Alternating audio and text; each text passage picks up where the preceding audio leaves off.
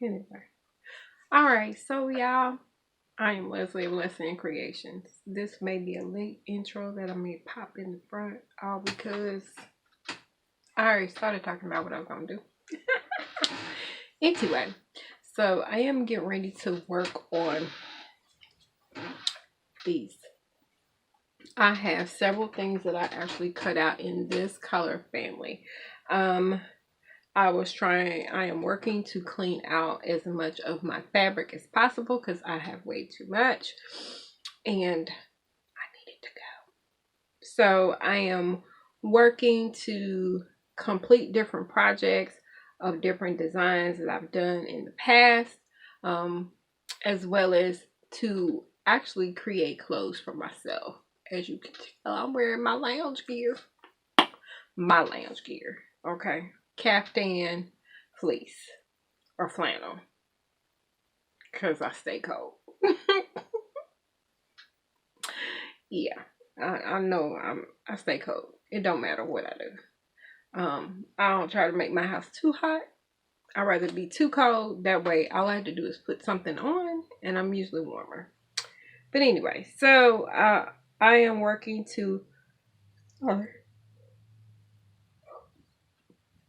I'm working to clean out the inventory of fabric, and I did a batch cut the other day on a lot of stuff out of this material because I was actually gonna make a dress or I was gonna make this and take it to the flea market. As you can tell, it didn't make it. Plus I had plenty of clothes to take to the flea market. I didn't feel like doing those. So anyway, so I am working on this really quick. I had to rethread my machine, and I'll probably put that in where I rethreaded it. I didn't have as much juice, that's why I couldn't finish, and show you how I threaded my machine because it don't take long with my serger. And not always do I have the exact same colors. Sorry. Exact same colors in my set of 4 threads. I usually try to do colors that can mix well and you don't notice it, that I use a different colors. So the colors is not completely the same, but they're very similar.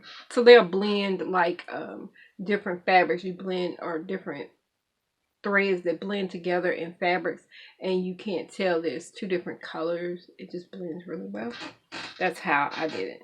So before I start crafting anything on my machine, I always do a tester. You always do a tester, because I change my needle on top of that. It's not just that I change the thread, I change my needles. And changing your needles and changing your thread, you want to do a tester. That's to make sure your stitches are the way they should look. Hopefully y'all can see this really good. I don't have the greatest of lights, but so that they feed correctly and they are even both the front and the back, and that the loops actually come across the top of the fabric. That's what it should look like. If it does not look like, check your tension. Alright, so we're gonna get ready and sew this. Hopefully I remember what this is, because otherwise I won't know. I'm going young. Don't pay me no mind.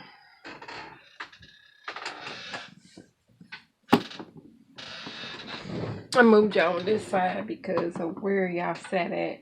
I think the lighting was not the greatest, but we shall see. Anyway, I try to clean up my area a little bit, put stuff back. It's not always perfect. Yeah, it's not.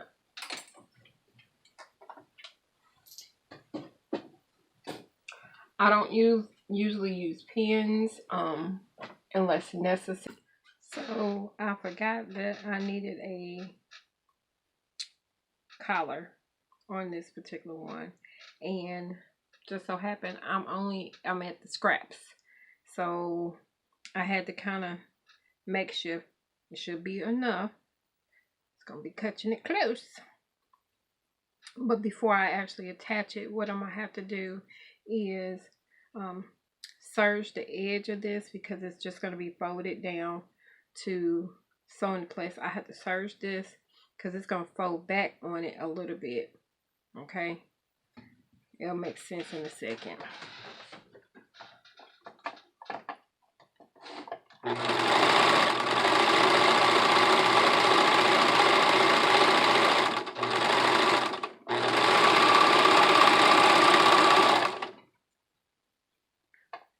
You gotta do both sides.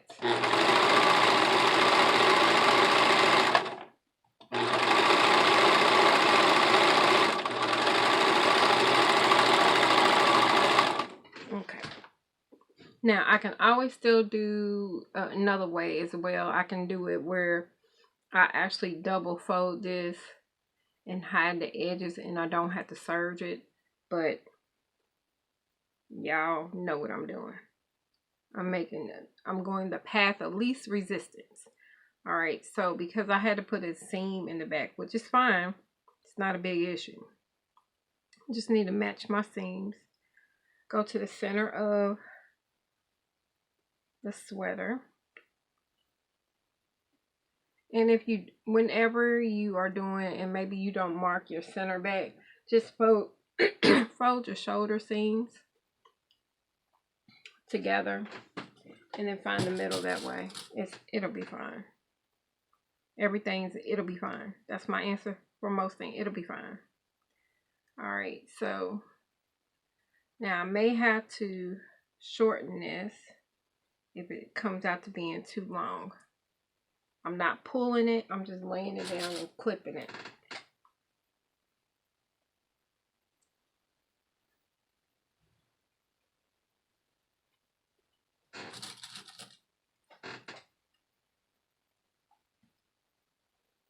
Alright, so I can tell that this is slightly long. Well, no, we almost at the right distance. So what I'm gonna do is, because I already know I want to fold it back,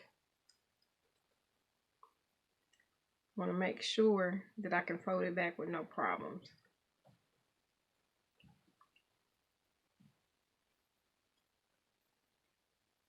So I'm extending it off a little bit. I'm not stressed about that, y'all. I really ain't. And I'm folding this back. And I'm only folding it about a half an inch. I'm not turning it. I'm not making it match at the top. I'm not doing that. I'm not making it match. I'm just folding it back because I'm going to sew in further to hopefully catch everything I need to catch. If not, I will go in a little bit more and just keep it moving. It is not a stressor. Don't make making clothes complicated. Get relaxed. And if you make a mistake, try it again. It's okay. I do it all the time. And sometimes my the flaws that I make it, one, it makes it unique. Two, it doesn't even look like a flaw. I know it's wrong, but most people don't know it's wrong. Because sometimes wrong things, quote unquote, creates beautiful things. So not everything is going to be perfect.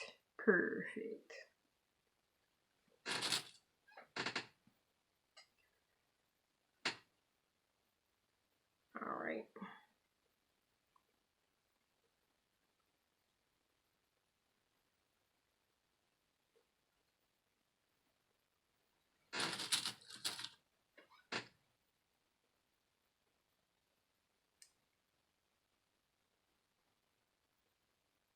Okay. All right.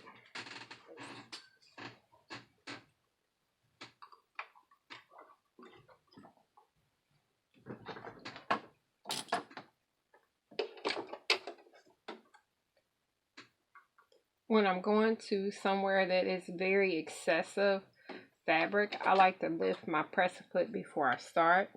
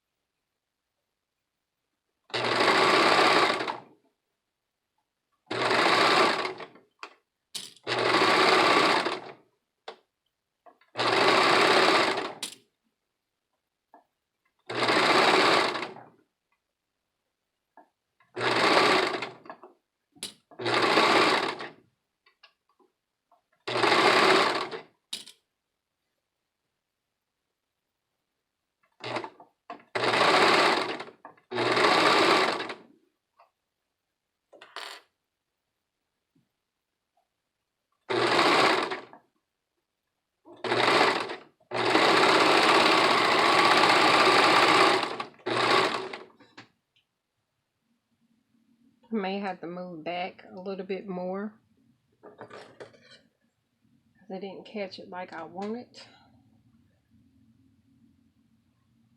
I'm gonna go look on the other side and I'm gonna see what I'm gonna do. What I'm gonna do. See, this side did what I wanted to do. Let me double check to make sure this one did it. It looked like skips. Oh well, no, it's fine. It'll be fine. No. Knit. Alright, it's fine. I'm about to have a heart attack and it's not. The distance is the same, so I'm good. Once I actually sew this down, it will be fine. So now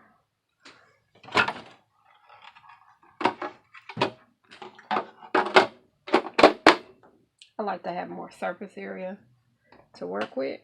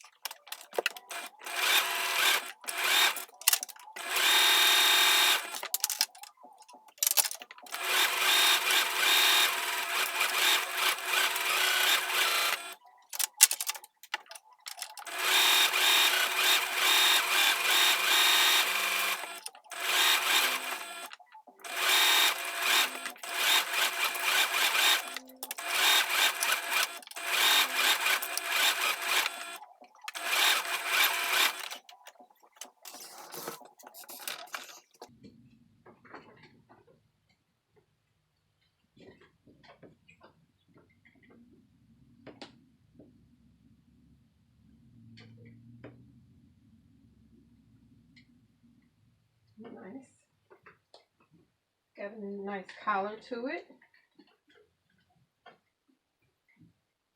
And it's even, it just looks crazy right now. I just gotta run the hem down it. So this, I will say that this particular design is perfect for fleece, because you don't have to finish off the fleece. You can just cut it to its thing, as well as probably neoprene is probably another one that you can get away with. And maybe do it's called a blanket stitch around the edge on the neoprene, or on the fleece. I mean, not fleece, flannel, fleece. No, fleece. I said it right. Fleece, on the fleece, and it gives you a nice little dimension, more of a southwestern kind of vibe to it. That would be kind of cute. In fact, I have a gray, black and gray, I think. I may have to do that because I like this style. I actually had one in a gray. The difference I think I did on it, I actually extended this panel a little bit more, so that when I wore it, it wasn't open this much. I wanted it down further so that it gave me more coverage, and me to be a little bit more warm in it. Basic sleeves, I did a inset for it. I did an inset sleeve.